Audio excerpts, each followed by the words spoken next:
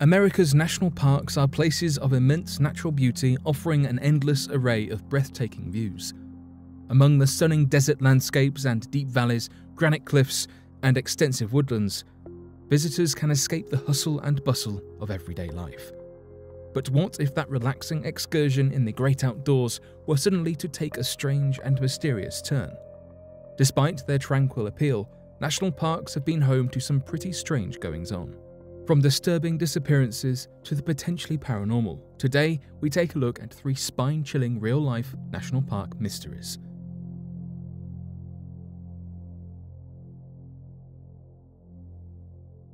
The Devil's Den Disappearance. Devil's Den State Park, despite its name, is a picturesque nature preserve in northwest Arkansas's Ozark Mountains.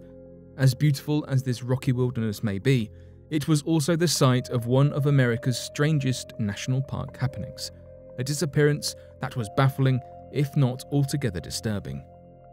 In the summer of 1946, 8-year-old Catherine Van Alst was staying in a cabin with her family in Devil's Den State Park, deep in the Arkansas wilderness. It was her first holiday, and the family were celebrating her parents' 25th wedding anniversary. News reports from the time of the disappearance state that the child had got lost when returning to the family cabin from a nearby creek. The family quickly realized Catherine had disappeared, and a search party led by Catherine's father was immediately assembled. After 3 days of searching, the local sheriff ordered Catherine's father to leave the party to rest. By now, everyone feared that she'd be dead. 3 days lost and alone in the wilderness would have taken a huge physical toll on most people, let alone a vulnerable young girl. On the 6th day of the search, Catherine was found. Despite the family's relief, Catherine's discovery was where the mystery really began. The girl had been discovered in a cave some 30 miles from her family's camp, on ground 600 feet higher than their cabin, begging the question, how did an 8-year-old girl travel 30 miles in 6 days without food, water, or appropriate clothing? One of the members of the search party, University of Arkansas student Porter Chadwick, explained that when Catherine was found, she uttered the words, "Here I am," calmly, in response to one of the rescuers' shouts. Catherine reportedly walked out of the cave without expression upon discovery, wearing nothing but a swimsuit. She had no markings on her to suggest she had been harmed, and was thankful for being rescued. She later recounted that she had spent the first night simply laying in the grass before sleeping in caves, eating wild berries, and drinking water from pools. To this day, we don't know exactly what happened to Catherine Van Alst, or how she managed to travel so far. Devil's Den State Park may be an area of outstanding natural beauty, but the events that occurred over those 6 days in 1946 were anything but natural. The Death Valley Germans. Covering 3,000 scorching hot miles, Death Valley National Park is situated in the northern part of the Mojave Desert on the California-Nevada border. For one unfortunate group of German tourists, Death Valley was to live up to its sinister name. On July 8, 1996, German architect Egbert Rimkus, his girlfriend Cornelia Meyer, Egbert's son, Georg Weber, 11, and Meyer's son Max, 4, traveled to Las Vegas. The group had rented a standard passenger minivan for the holiday. They spent 2 weeks exactly at their Vegas hotel before checking out on July 22nd. They were due to fly home to Dresden in Germany on July 27th, but never boarded the flight. On October 21st, a car was found off-road, abandoned in the searing heat of Death Valley. Questions were immediately raised as to why it was there and who it belonged to. When license plate checks were run, it was discovered that the vehicle, a green Plymouth Voyager, was the car leased to Egbert Rimkus and his party.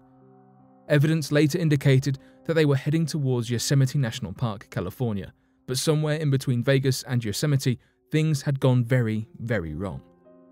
It is believed that the group had tried to follow a shorter route to Yosemite, thought to have been taken from a guidebook bought at the Furnace Creek Visitor Center. This was the last place that the Death Valley Germans, as they were later labeled, were seen alive. After leaving Furnace Creek, they traveled to various tourist sites. The group signed a logbook at an abandoned mining town, Warm Springs, writing, "We are going over the pass." This pass is believed to be Mengele Pass, a notoriously treacherous route. Investigators believe that the group, after realizing it was impassable, then tried to make their way back down the pass. This route led them down Anvil Canyon, which was equally unsafe. The Germans are thought to have met their fate whilst hiking towards the nearby China Lake Naval Base, after becoming hopelessly lost and trying to find help. The group would never make it there. In 2009, Egbert Rimkus's remains were found 8 miles from the spot where the vehicle was found. A woman's bones, believed to be the remains of Cornelia Meyer, were found nearby. The children's bodies have never been found. The discovery of the bones all but closed a case that lingered unanswered for 13 years. Yet the question as to why the group wasn't found sooner remains very much open. After all, the search operation was thorough and authorities were initially hopeful they would be found. So, was there some foul play involved along the line? What were they doing in such an isolated area? It didn't seem right that the group had become so lost. Had they stumbled across something that they weren't supposed to see? Or did something stumble across them?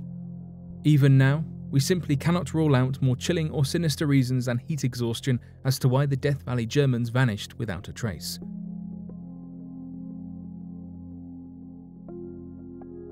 The Smoky Mountains Disappearance. Father's Day weekend 1969 will never be forgotten by the Martin family.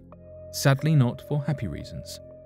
On the 14th of June that year, Dennis Martin and his grandfather, father and younger brother headed to the Great Smoky Mountains National Park for their annual family camp, accompanied by family friends with their 2 young boys. Dennis, a shy boy, mentally about a year behind his peers, was known to respond to any call of his name, even from strangers. That day, the group had hiked to Spence Field near the Appalachian Trail in the park, planning to camp there overnight. The 4 boys began playing a game of hide-and-seek in the overgrowth, planning to surprise the adults. Minutes later, 3 of the 4 boys jumped out of the trees, but Dennis was nowhere to be seen. After waiting for a few minutes to see if he would appear, Dennis's father William began to worry, and split the group up to search for his son.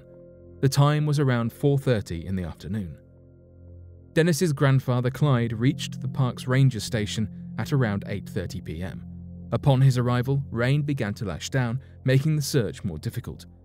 Trails were washed away, and with temperatures dropping to around 10 degrees Celsius, the odds of finding Dennis were getting lower and lower. In the days that followed, the search party grew to nearly 1,400 members. So many people looking for Dennis led to clues being obscured and a general lack of organization within the group. The US Army Special Forces, the Green Berets, even joined the search, to no avail.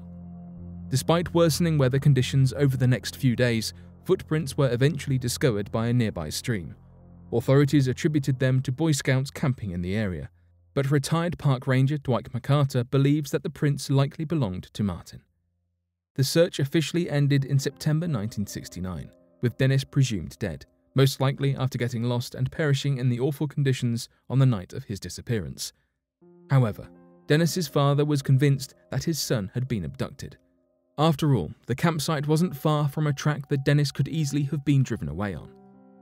This theory was backed up by the Key family, who had been camping in the vicinity at the time of the disappearance. A few days after Dennis went missing, the Key family reported having heard an enormous sickening scream, before seeing a hairy man walking stealthily through the woods near where the scream had come from. There are discrepancies in their account of the Key's story, but some say that the man had something bright red slung over his shoulder. Disturbingly, Dennis was wearing a red t-shirt the day he went missing. Alas, the area was never searched. In 1985, an illegal ginseng hunter came forward saying that he'd discovered remains about 3 miles from Spence Field, which he believed to be those of a young boy.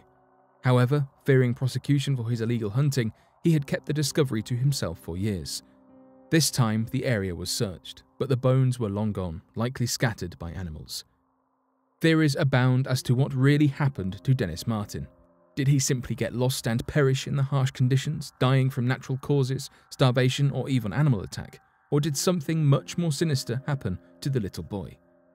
Either way, the unsolved mystery of Dennis Martin means we may never find out how an innocent child cruelly disappeared that weekend in 1969 in Great Smoky Mountains National Park.